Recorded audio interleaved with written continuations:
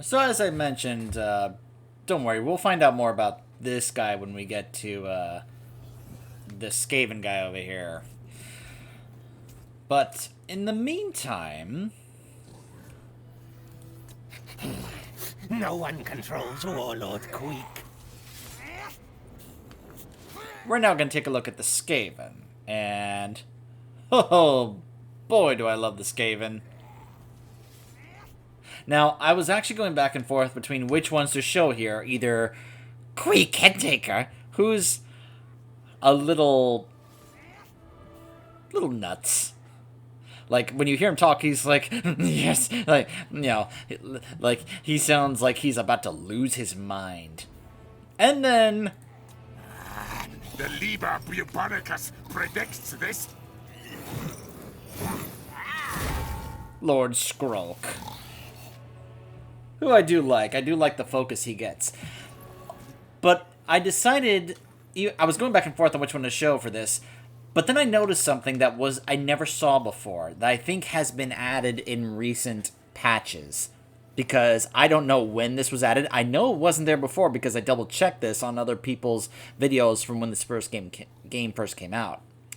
Skrolk apparently has a new effect on the faction here in the campaign.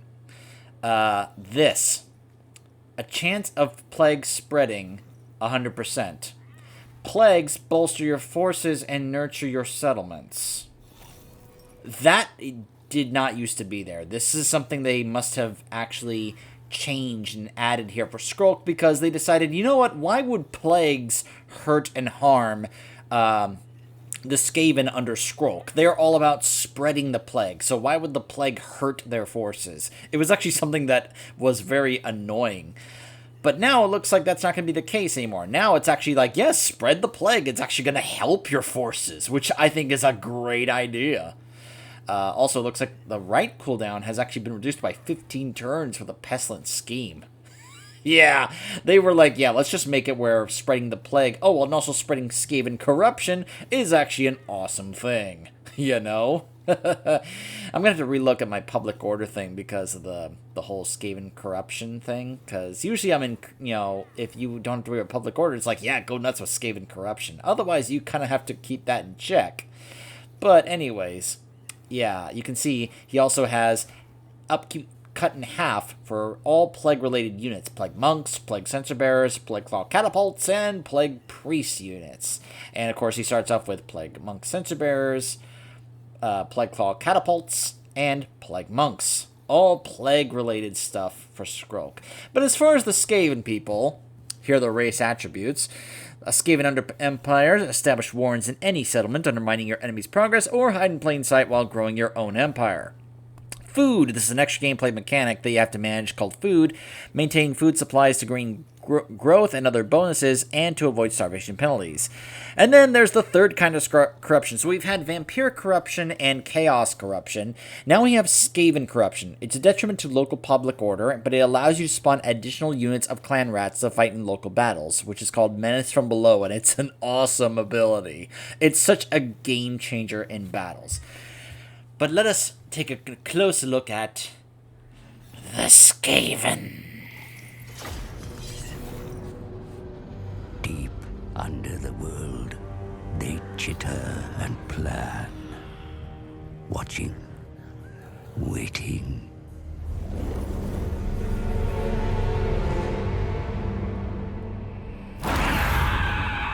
When they emerge, it is a nightmare vision.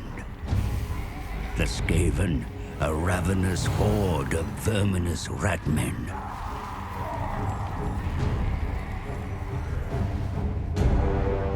They gnaw at the roots of the world like an infected wound. They mean to rule over ruins, for such is the will of their god, the great horned rat.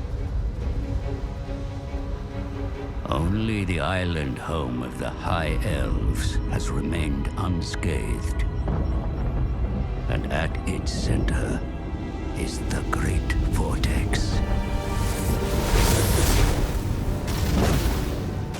A swirling maelstrom that siphons chaos from the world. the Skaven covet its vast power with envious, beady red eyes. The twin-tailed comet is oft seen as an omen, but this time its wake has disturbed the winds of magic. In the secret halls of the Under-Empire, the Council of 13 has gathered. A time to scheme of opportunity. I kill dwarf things in Pillar City. No! Clanmores go to Southlands. Hunt for Warpstone. Moors are puppet minion. Pestilence infest Lastria. Yes. But all Warpstone for council plan. Come, scribe slave. Work to do. Comet makes elf things weak. Council wants power of the Vortex. Just as prophecy demands. So it true. You read markings on the Black Pillar. Then you know we must find the Screaming One. Find out how to control the Vortex. Oh yes, Master. But a large tribute of Warpstone will that demon require if we summon him. Return to your assigned clan. Harvest Warpstone. Yes, most precipitous of masters. And flay yourself, your impertinence.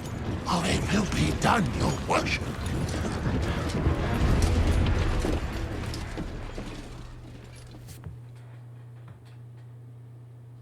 The Grey Seer Volskrik, with the Council's backing, has demanded the Lord Skrolk take Lustria for clan pestilence once more, as well as bring the jungle continent under the sway of the Skaven. Skrolk must harvest Warpstone to power the rituals that will give him control of the elf things faltering Vortex. Yes! Role-playing as the Skaven is so much fun. And just listen to Skrolk's speech here at the beginning. Cease your chittering, adherents of decay, for Skrolk speaks. By will of council, we set paw in Lustria to visit ruin upon the reptile things. Yes. Twin-tailed comet brings great opportunity for pestilence. Great vortex of Althuan vulnerable. Much power to be had. Warpstone holds key. Much warpstone found in reptile things cities. Kill Sotex creatures and steal their treasures. Skrolk will bind Vortex to his will and spread sickness across the world. All will succumb to the plague monks. Thank you, Skrolk. Yes!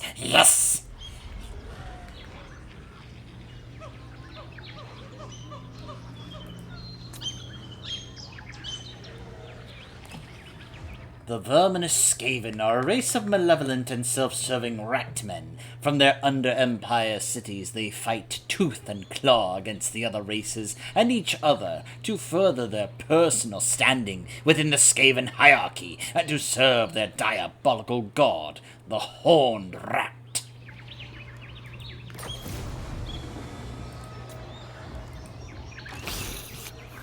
Lord Skrolk. Brother under the fur! Ha! Now you are brother true! Reject false words of seers and embrace true face of the Horned One. Bring Skrolk to the Wormstone, and you will be plague priest. Betray, and you become puss bag. Underneath the world lurks the Skaven, a race of noisome rat-men that despise all other things and desire world domination with every fiber of their twisted beings, from their quivering whiskers to the tips of their segmented tails. Clan Pestilence is one of the 4 greater clans. Its members are the Plague Monks, the disciples of disease and decay. Clan Pestilence dedicate themselves with insane fervor to spreading corruption in the name of the great horned rat.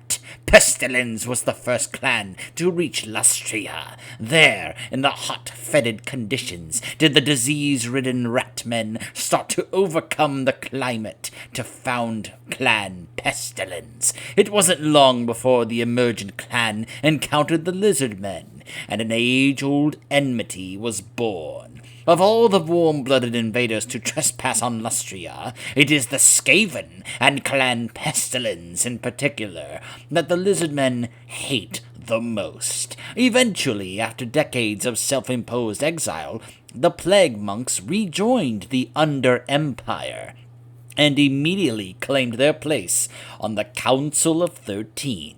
Their leader is Arch-Plague-Lord Nurglich, and while he controls the clan from Skavenblight, it is Lord Skrolk that remains in Lustria to return Pestilence to greatness. Lord Skrolk is an affront to nature. Plants wither and die where Skrolk treads, and even the air around him seems to congeal and darken. Skrolk is ancient and blind. You'll even notice here, he doesn't have any eyes. But only a fool would mistake his lack of sight for weakness. In battle, Skrolk leads from the front so he can unleash his rabid fury, wielding the rod of corruption and reading from the Liber Bubonicus, a tome describing every disease conjured by pestilence that even the Chaos God Nurgle is said to covet. But Skrolk's greatest asset is, and always will be, his cunning. This plague priest has lived for countless centuries, and is far more than a mere frenzied zealot. So yeah, which, by the way, those are the 2 items that we acquire in terms of the legendary weapon quests, the Liber Bubonicus and the Rod of Corruption. Sadly, he does not have a mount, though it is possible to have a mod where you can actually get him a Screaming Bell mount, since usually the spellcasters like Skrolk will have a Screaming Bell, and the warlords like Queek will get a giant rat ogre as a mount. Yes, seriously. And it does look kind of awesome. So anyways, let me go ahead and do the first battle here. As I said, you'll notice he has number of his plague units here. So I believe the first army is right over here. Scurry forth! Attack! Oh, I don't see it, so I'm just going to go ahead and make my way over here. Please sit and die! Unleash corruption! You saw that little thing there, that's the menace from below. The corruption here isn't that great, so we only had 2 to start. So we can either do an expanded Under Empire, or we can just be able to take this, and we can also be able to sacrifice some food, which is this up here. You can see the more food we have, the more bonuses we get. The less food we have, the more problems we have. So you have to be careful about managing your food, which can be an issue, but not... To me, the food issue is not as bad of an issue as the loyalty issue with your other lords of your armies. So... And yeah, you can see Warpstone is the resource that we're going to be harvesting for the rituals here. So you see right now we're at normal food levels, so we get normal growth. So, but we can sacrifice that, and you'll see up here at the top, the more food I sacrifice, the lower the level goes down, but we get a boost in terms of what kind of settlement we get. So anyways. The Under Empire, the Warlords. To hold the title of a Warlord is to... Oh, I'm sorry, I hit the wrong button. Hold on.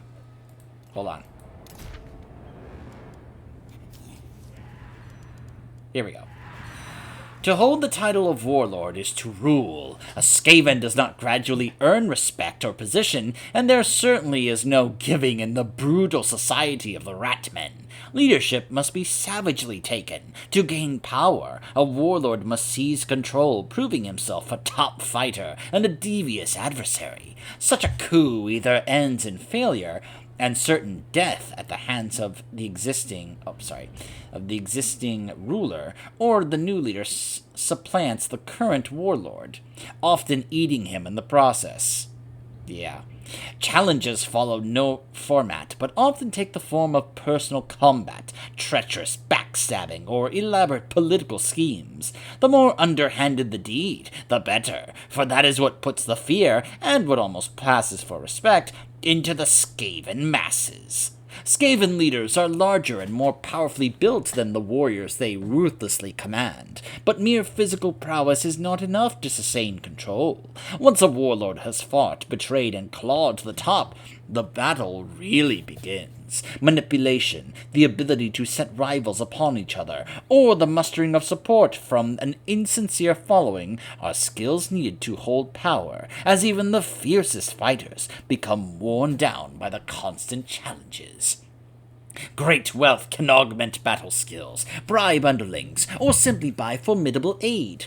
Warlords of even minor clans attempt to buffer their personage with storm vermin bodyguards, the latest clan scryer death-dealing invention, or hulking war beasts such as specifically bred rat ogre steeds purchased from Clan Molder known as Bonebreakers. The Bonebreakers strain is created by taking an augmented rat ogre and submerging the stitched monstrosity in a vat of growth agents for months. It takes thousands of slaves dying horrible deaths to produce enough growing juices to fill the vat, but that is easily offset by the asking price for the muscle-bound behemoths. When it emerges from its enforced chemical immersion, the Bonebreaker is a prodigiously proportioned rat ogre, so bulked out that its upper body is hunched over, straining to contain such mass brawn. By the way, seeing these things in Vermintide is a horrifying sight, because they are huge. I've seen what they look like in Vermintide. It's scary. A braced platform, strapped or bolted onto the creature's back, allows a warlord to ride atop a rat ogre Bonebreaker. That's what I was referring to with the warlord mounts. When mounted atop such a beast, a warlord becomes pride-swollen and behaves more arrogantly than ever. Any threats to a leader's position must be ruthlessly countered, and no effort is spared when eliminating rivals, as Skaven assume, quite correctly, that everyone is a potential rival. It is no small task prioritizing who should be dealt with first. Destroying upstarts can absorb the majority of a warlord's effort, but there is an upside, as the brutal removal of a traitor can make others think twice before attempting their own ruses. Particularly gruesome or elaborate deaths can buy a warlord hours of relative peace. To command for long, such scheming must come as naturally as breathing. A warlord cannot be everywhere at once, and so must build up a cadre of enforcers, loyal, for the moment, chieftains that can ensure that his word is law, and that the warlord has a paw in all profitable ventures. In a small clan, this can mean dozens of subordinates, while for larger clans, this includes a hierarchy of warlords and thousands of chieftains. I've heard it said, and you could probably make an interesting comparison discussion on this, that the Skaven in some ways are like the orcs in 40k, in that because they are so numerous, there's millions of Skaven, and they are just able to, reproduce really fast and just be able to spread like wildfire. If they ever united and worked together, they could more than likely just dominate and win. But they're always constantly fighting each other and backstabbing each other, kind of like how the orcs never work together, so the orcs never actually end up winning in 40k because they're the orcs and they can't really work together, even though they are just so, numerous and spread like crazy, like the Skaven, but they never work together, so that's kind of part of the reason that they don't win. All commanders must aggressively take credit for positive outcomes and swiftly allocate blame for all that goes poorly. This ranges from tweaking the truth to outrageous lies. For instance, if an avalanche destroys large portions of the foe, the more convincingly a chieftain can take credit for the event, the more his esteem rises with subordinates. Yes, it is deadly to attack the chieftain, Skrolk. And with overlords, The great horned one watches over Skrolk. the fact that few believe such lies or blatant self-aggrandizement is neither here nor there. What is important is the small strand of possibility and the sheer audacity required to make such claims. It takes a great leader to speak great lies. Wow. There's probably more truth in that statement than many of us would probably like to admit. So yeah, pestilent breath. Because, of course, he's a spellcaster, because he's a plague priest, so he gets a lot of really nasty spells. Lots of spells in here. Lots of really just nasty stuff. An aura of pestilence where he's just constantly doing affects enemies in range where they have less melee attack. He's got some nasty stuff in here. They had a thing here where he caused... Oh, right here. Loathsome appearance. He causes terror. That's really, really nice. Plague rash, bless with filth, vermintide. You can just summon extra clan rats. Plague. Just where you can basically... Pestilent Breath, which summons a unit of plague monks. Yeah. He's got some really nice stuff. I really enjoy playing this Skrolk. I really do. He's a lot of fun to play, even though the Skaven at times can be a little tricky and frustrating to play. He is actually pretty fun. Getting a bunch of Plague Claw catapults. I highly recommend looking up the videos that Total Biscuit did a few years ago, where he was showing in a preview build when this game was on its way out to be released, was actually doing a few days of streaming playing this campaign at Skrolk, where he talked about how one of his favorite strategies in Total War was to get a bunch of artillery units in an army and just bombard everything. So he, playing as Skrolk, got a bunch of Plague Claw catapults and was able to do a lot of really fun stuff with that, as well as focusing on a whole bunch of Plague Monks, which are dual sword infantries and do damage, are damage dealers, and the Plague Monk Censer Bearers, just really fun stuff. And yes, the Skaven also do have slaves here, though it's not an actual currency mechanic like with the Dark Elves, but there are some actual, units here. Skaven slave, actual units. What's funny, though, is that they are, of course, they're very weak. They actually are labeled as meat shields and expendable. That is literally what it says right there on the screen. So, yeah, of course, they're very weak, and you don't really want to have an army on them, except for really early on, because they're very cheap to acquire. So, in the early part of the game, they're kind of useful, but when you get to the later game, there's no reason having them at all, especially when you get to some of the other really nice, awesome stuff that you can get later on. This is a funny building to be able to get to generate some food here. Really cool stuff there. Of course, as I mentioned, you can get some other really awesome stuff like Storm Vermin, which are really strong. You, of course, can be able to get some of these other things for some other, Deathglow Bombardiers, Poison Wind Mortars, Death Runners, Triads and such. These were added in the patch that added Skink, what his name is, Sneaky. I'll show him in the next video because he has his own cinematic tied with that other Dark Elf guy.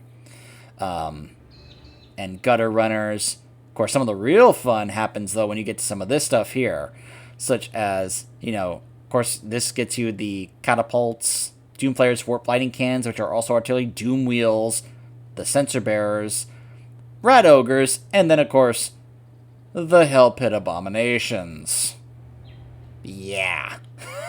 Getting some of those in your army can be nuts. So yeah, I really, playing this Skaven is actually a lot of fun, especially from a role-playing perspective. When you pretend you're one of the rat men, yes, no, yes, yes. It can be a lot of fun. So I'll probably continue with this, especially because I want to try out these new mechanics they added where now it actually encourages you to spread the plague, to be able to actually help out your settlements and your units, because that was not there before. That's something they added. So anyways, we will be taking a look at that other Skaven leader I mentioned that has a different cinematic than the one you saw before, since the other three, including Ikrit, which is, he's actually like right up here. This guy over here. Yeah, this guy, in this section over here, he is actually one of those Warlock Skaven that actually has a separate factory type of mechanic. It's really cool, interesting. Haven't gotten very far with him in terms of playing through this campaign with him. Skrolk is, usually my go-to, though Queek is fun in terms of just having a melee lord, but he does have some negative issues and effects. But anyways, yeah. Skrolk and the Skaven, and we'll be taking a look at the other Skaven lord that has to do with that other cinematic, but when we return. Stay tuned.